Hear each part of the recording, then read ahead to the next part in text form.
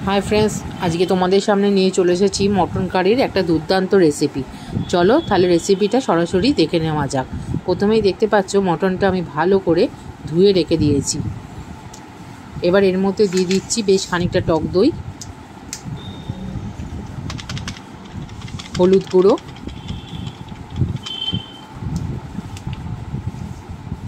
কাশ্মীরি লঙ্কা গুঁড়ো,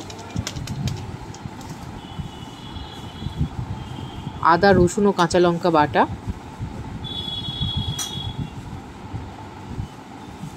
और सर्षेर तेल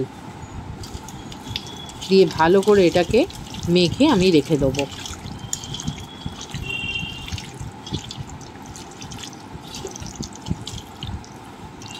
मांसटार साथे मशलागुलो एकटु भालो करे मेखे नेबे जाते मशलागुलो मांसेर गाये बसे जाए।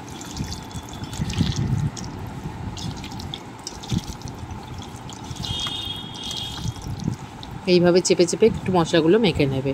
তারপর কড়াতে দিয়ে দিচ্ছি বেশ খানিকটা সরষের তেল। সরষের তেল দিয়ে সরষের তেলটা গরম হলে আলুগুলো ভেজে নিচ্ছি। তার মধ্যে দিয়ে দিচ্ছি একটু হলুদ গুঁড়ো ভালো রং আসার জন্য।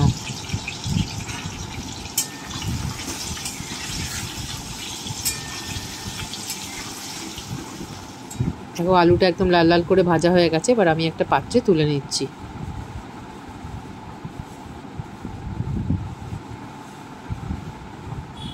এবার ওই একই তেলে ফোড়ন দিয়ে দেবো একটু দারচিনি, দুটো তেজপাতা, দুটো লবঙ্গ ও একটুখানি ছোট এলাচ দিয়ে ভালো করে মশলাটা একটু নাড়াচাড়া করে নিয়ে ওর মধ্যে দিয়ে দেবো বেশ খানিকটা ঘি। এবার দিয়ে দিচ্ছি কেটে রাখা দুটো বড় সাইজের পেঁয়াজ। পেঁয়াজটা দিয়ে ভালো করে ভাজা ভাজা মতো একটু করে নেবো।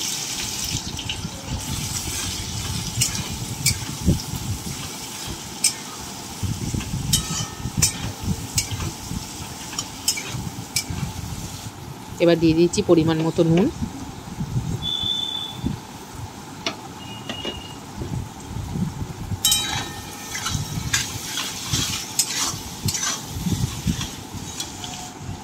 এবার দিয়ে দিচ্ছি আদা রসুন ও কাঁচা লঙ্কা বাটা দিয়ে ভালো করে নাড়াচাড়া করে নিচ্ছি যতক্ষণ না আদা রসুনের কাঁচা গন্ধটা চলে যায়।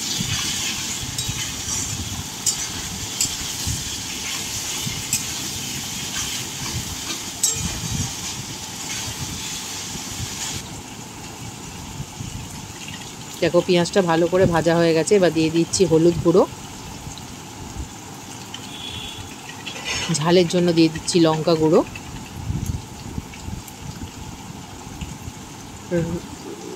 রঙের জন্য দিয়ে দিচ্ছি কাশ্মীরি লঙ্কা গুঁড়ো দিয়ে ভালো করে মশলাটার সাথে মিশিয়ে নিচ্ছি।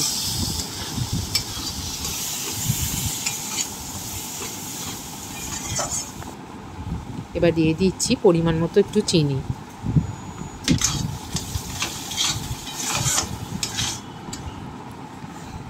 মশলাটা থেকে খুব সুন্দর তেল বেরিয়ে যাওয়ার পর ম্যারিনেট করে রাখা মাংসটা আমি ওর মধ্যে দিয়ে দিচ্ছি।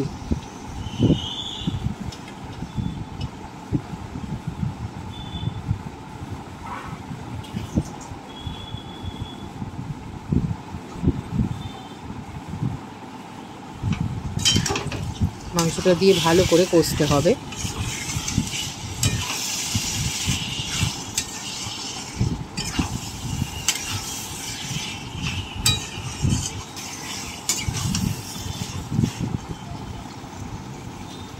এবার দিয়ে দিচ্ছি একটু মিট মশলা,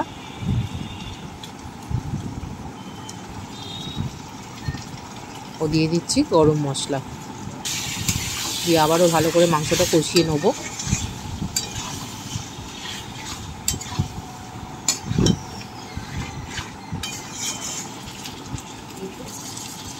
এবার একটা পাত্রে আমি বেশ খানিকটা গরম জল করে নিয়েছি। মাঝে মাঝে এই গরম জলের ওপর থেকে ছিটে দেবো আর মাংসটা ভালো করে কষতে থাকবো।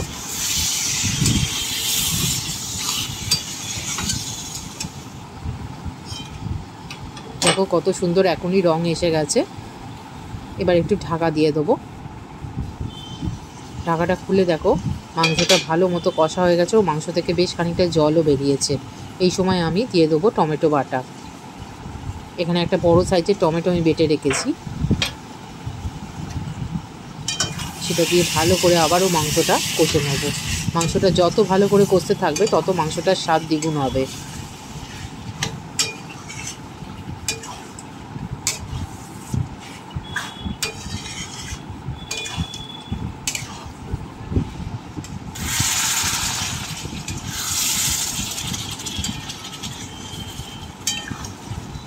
খুব ভালো করে মাংসটা কষা হয়ে গেছে।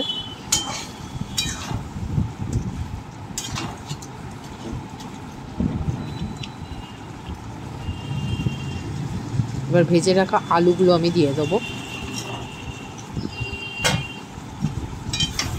দিয়ে আবারও মাংসটার সাথে ভালো করে নেড়ে নেবো।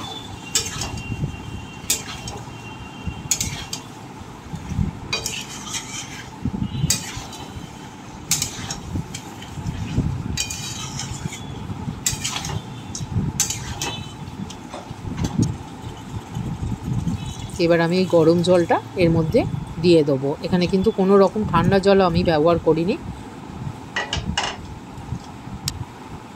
দিয়ে এবার মাংসটা আমি সেদ্ধ হওয়ার জন্য চাপা দিয়ে দেবো।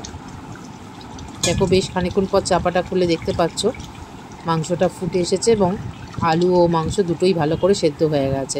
দেখো একদম রেডি হয়ে গেছে আমাদের মটন কারি। এই রকম ভালো ভালো রেসিপি পেতে আমার ভিডিওটাকে সাবস্ক্রাইব করে দিও, লাইক, শেয়ার এবং কমেন্ট করো।